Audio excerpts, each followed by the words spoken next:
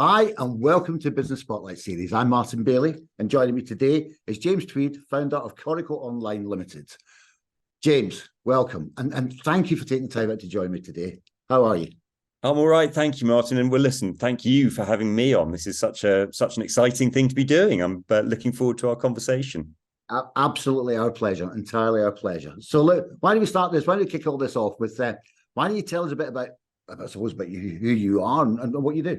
Sure. So, well, my business is Coracle, and actually I set it up a while ago now, back in 2008, but it's changed quite a lot over a period of time. And the thing, if we're known for anything at the moment, it's for putting laptops in prisons. But really, it started off as an e-learning company with a focus very much on the maritime industry, the shipping sector. And over a period of time, we've evolved a real sort of speciality in delivering e-learning, digital learning to people who struggle to access the internet. So seafarers was a good example. We do a little bit in healthcare, but prisons is the other area where, of course, people don't have access to the internet, and yet a digital learning experience is really important. Yeah, absolutely. Especially in the present prison environment, because clearly they can't get out anywhere else to go and get it, and bringing that resource in, I'd imagine, is quite complicated. It's certainly not for the faint-hearted. I mean, I think plenty of people have questioned the sanity of trying to set up a business in this sort of sector, and I'm sure there are easier ways to make a living, but there are very few that are as rewarding. And you're right, people in prison, look, I have no problem with people going to prison. There's plenty of people who absolutely should be there. But the reality is we've put, double the number of people in prison as we used to in the 80s. We put them in for longer. We cut them off from more access to things like education, and yet they are going to leave prison and they're going to be your neighbor or my neighbor. And when they come out, I really want them to be able to rejoin society and contribute. And if we don't give them the tools to be ready to join, I mean, imagine what the world is like today, how digital everything is, whether it's contactless payments or using an app, if you've had no exposure to that. So if we don't help people, we're setting ourselves up as a society for failure, and people will, cycle straight back in. So that's really, for me, becomes quite an interesting proposition, and as a business, quite an interesting challenge. What made you identify that market as an opportunity then? Well, so the work we were doing in the shipping industry meant we were delivering digital offline training to people on board ships, and there's no internet in the middle of the sea either. I mean, there is a little bit now, and it's getting better, but it's still pretty poor. And I was doing a bit of work with a local prison. We'd donated a library, and in fact, I then went back to do. You're never too old to learn, I think. So I went back to university about 5-6 years ago to do a master's degree in psychology and education. And I did it here in Cambridge at the university here. And the trouble is, no one in Cambridge knows where the sea is, let alone what a ship looks like. And so I couldn't find anyone to supervise my sort of thesis, which was about the impact of access to education on a seafarer's mindset. And so after a bit of head scratching, I was introduced to the criminology department and thought, brilliant, and really was able to pivot the business a lot from that effectively chance encounter. So to me, the real lesson there is, there's always opportunities that you have no idea are lurking there. And sometimes you can reuse some of the skills you've developed and developed, new ideas from that. So it's been quite a journey, to be honest. Yeah, no, absolutely. I mean, it's interesting. I mean, the only ship they know in Cambridge is a punt. Yes, well, my son works. So my son has been chauffeuring all year in his gap year, saving up money for university, punting people up and down the Cam. So I know about that. But it's interesting because I think the point you make is a very good point, which is, don't walk about with your eyes wide closed. Absolutely. So you don't know where there's an opportunity going to come from every situation and every interaction and every engagement that you have. So keep your eyes wide open for where that opportunity or where that learning or where that pivoting might take your business in a different direction. Is that fair to say? Yeah, I mean, completely. And I think the thing is, I often say this to people, that I think ideas are easy. You know, there are lots of ideas. Everyone has ideas. People feel protective about ideas, which I think is the wrong attitude. Yeah. Actually, what you need to be able to do is do something about those ideas. And those opportunities may come completely from left field. And it's having that ability to really say, can I use what I already know, or the tools we've got, or the, you know, in our instance, the software we've developed for a new market, and create a new marketplace. So for us, delivering software, you know, offline, safe, secure laptops into a prison wasn't a question of there was a market that we found and we started to compete in. There was no provision in prisons in the UK at all when we started doing it. So we had to bash down every barrier and if you like, create a market. And so it's not the idea that's important, it's the how you go about making it happen. That's what I think. And I think that's another great point is, you know, people have got dreams, have got goals and aspirations, which are all fine. But unless you take that first step to do something about them, then they'll always just be dreams, goals and aspirations. Yeah, exactly. And sometimes it just takes a little bit of belligerence and a lot of resilience to make stuff happen. And, you know, as I say to people, we're about 15 years into a 3-year plan at the moment. So, you know, it takes time. Yeah, no, it does. Again, you make some great points here, because everybody has a plan and thinks, yeah, okay, in 5 years' time, I'm going to be here. But that's fine. But that's only if you go in a straight line trajectory. But the reality of a plan is you're going to hit potholes, you're going to come across crevices, you're going to come across cliffs, you're going to come across mountains, you're going to come across roundabouts. So it all takes you all over the place. So yeah, don't think the plan is written in black and white. It's got to be fluid. Totally. Couldn't agree more. Yeah. Got to be completely fluid, and you've got to adjust for every eventuality as they arise. So look, I mean, if you went back to square one again, your business, you know, a few years back, what would you do differently now? It's a really interesting question, that one, because in a way, it's a difficult question, because if I was to set up a new business again today, I'd be doing it with a different set of information. So, you know, that means I would do things differently now to how I would have done them when I set this business up. However, if I was to rewind the clock without the sort of knowledge that I've developed, the other issue that you've then got is, well, actually, you know, one of the joys about setting up a business is sometimes you don't know what you don't know, and therefore you get on and do things slightly naively. But so you do, I think you always need a bit of luck as well. And so what would I do differently? Look, it's impossible to answer that without reflecting on some of the lessons learned. But what I would say is that the most important thing is just doing it. If you feel passionate about doing something, actually just doing it is the answer. And that I wouldn't change at all. And because you can't avoid mistakes. You can read every book there is. You can speak to everybody that you want to speak to. But if you don't make your own mistakes, you're not really learning some of the lessons. So, you know, I'm not sure I'd do that much differently, because I don't know how I would have been able to continue the business if I hadn't made some of the mistakes. I'm not sure that's a very helpful answer, but I think it's a brilliant answer, because from my perspective, when it comes to the mindset of mistakes, you've got two choices. You either look upon that mistake as being a failure, or you look upon that mistake as being a learning opportunity. And you're right. If you don't make the mistakes, you can't get the learning opportunities that you need to grow as an individual and to grow as your business. And you can read books all day long, and books will help you, and they'll fill your head full of knowledge, and they'll give you extra and other things to try and use. But life learnings are more powerful than anything else. Yeah, I could absolutely. And I think that is you've hit the nail on the head there. It is about your attitude of, do you take it as a learning? And absolutely, the only way you can take it as a learning is to be very open-minded to the fact that you need to keep learning. And I think the more that the more gray hairs I've got, the older and longer I've been doing this, the more I realize I just know nothing. And actually, there's so much still to learn.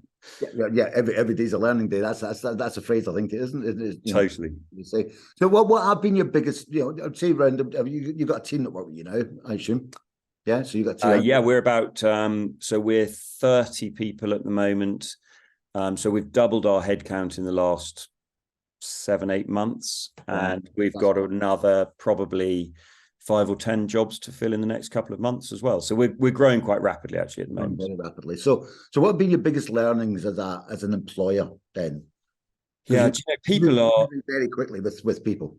People are a really challenging thing. So we spent many years as a business with a small team, just 4 or 5 of us, and then we've really grown in this last year. And not only have we grown the team, but actually that team is remote. So I've got people working for us literally spread across the whole country. Yep. So we've had to learn all sorts of new systems about how to deal with all of the issues that happen with a remote workforce. And bear in mind, a lot of our staff are going into prisons each day. That means they have no access to their email. They have no mobile phone. They have literally, once they go in through that prison gate, they're drawing keys, they're key holders, but they are on their own. So how we support them outside of that environment is really important. And so the cultural piece about that for me is very much about psychological safety. So everybody's voice hopefully gets heard and that people feel they can be heard. It's not about telling people what to do. It's a very collaborative environment we try to have.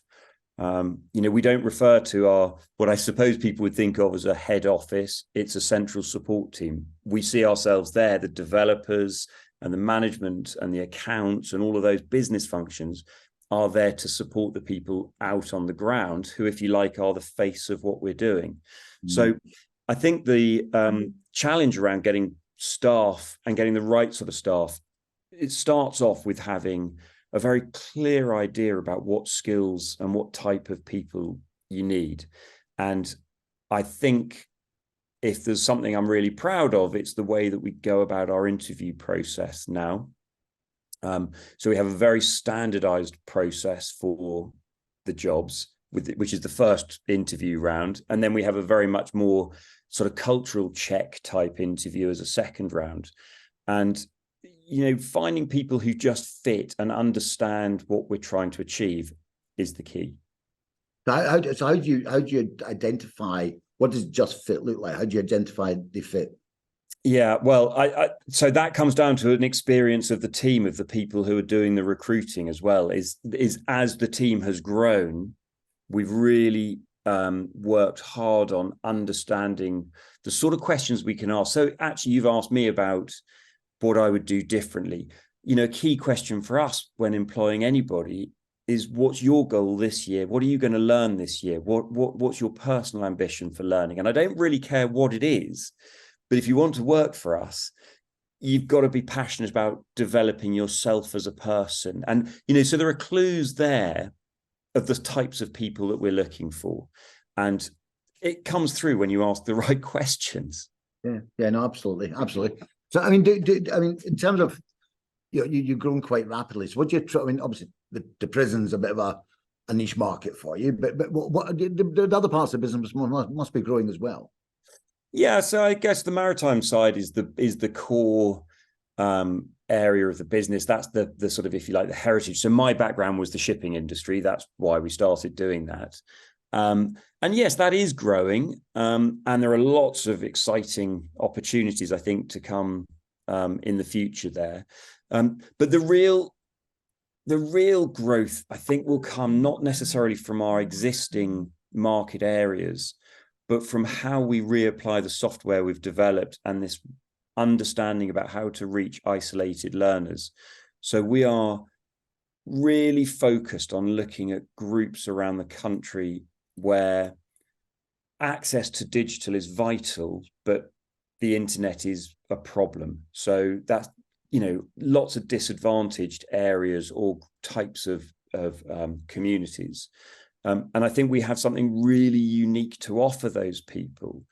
And that's where the growth and the exciting stuff is going to come from. It's not about saying, oh, it's this type of market. It's more about it's this type of customer. So our profiling of a customer type, the end user, will generate those new opportunities.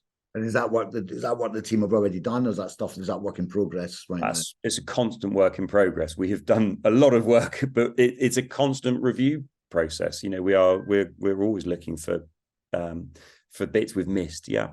Yeah. So the growth there. What have been the pains that have come with that level of growth? I mean, there are so many battle scars to go through. There's a lot of shoe leather has been worn out. Yeah, share one or two, maybe not all. There's a lot of. I mean, again, look, the prisons are the easiest one to talk about because I think for people it's the least understood. But if you imagine that we started trying to sell a service into a government department that had no means of buying IT services. It's essentially against all the rules. So we had to create a new business model around delivering a managed service that included the licenses to our hardware, our software to take into the prisons. That then needed to be signed off all the way up to cabinet office level. So, you know, that was quite a significant challenge just on itself. And then there's the actual delivering it on the ground and trying to change culture in a place where people would say things like, you know, why is a prisoner getting access to a laptop in their cell when I haven't got one for my child at school? And the answer is absolutely, your child should have one, but that doesn't mean that these people can't or shouldn't access the education as well. So there's been, you know, hurdles around that. There's been challenges around, there's no playbook to follow in terms of how do you price this up? How do you set up these services? So we've had to learn all these lessons from scratch. But I mean, the final question for me really is, do you see it as an opportunity for your product to go globally? Well, that's a good question. So we have got a project starting twinning a UK university with an American prison later this summer. So yes, and we've got a project we're trying to get off the ground in Australia. So I think there is an opportunity. Hopefully, it's a challenge. We were really, I mean, this year's been quite exciting for many reasons, but one of the highlights for me personally for the team was we got a King's Award for Enterprise in the promoting opportunity category. Fantastic, well done. There's only 9 companies got that in the UK this year. And it's that type of thing that hopefully will allow us to find those global opportunities as well, because it's a real sort of stamp of approval. Yeah, it's a real recognition. Well, congratulations. And Thank you. Yeah, this has been absolutely fantastic. I mean, there's so much learning, so much information in there, and your journey, and especially into prisons. Your journey into prisons is a really interesting one, where, and it'll be a mixed bag. So I'm sure there'll be a million different viewpoints on it. Oh yeah, my viewpoint is you're doing something good to help that those individuals come out in a more positive frame of mind into society by learning new skills or new, you know, developing new opportunities for themselves. So, well, hopefully one of the things that this might do is I want to challenge people about what they think they understand about how the prison system operates, and to actually understand that it's much more complex than you might think, and that the people involved in the system have got complicated and complex needs. But as a society, we will all be better off if we help them rejoin society when they've finished their prison time. And actually, the final point I would say is that in the way that we're helping that community, I think that as a business leader, and this will probably resonate with you as with your coaching hat on, is that we treat our sports stars in a particular way in this country, and we absolutely love to see the football manager or the tennis coach or whatever, and we put them up on a pedestal, and we don't expect the sports stars to do it on their own, right? It's just something that would be utterly bizarre to have no manager, wouldn't it?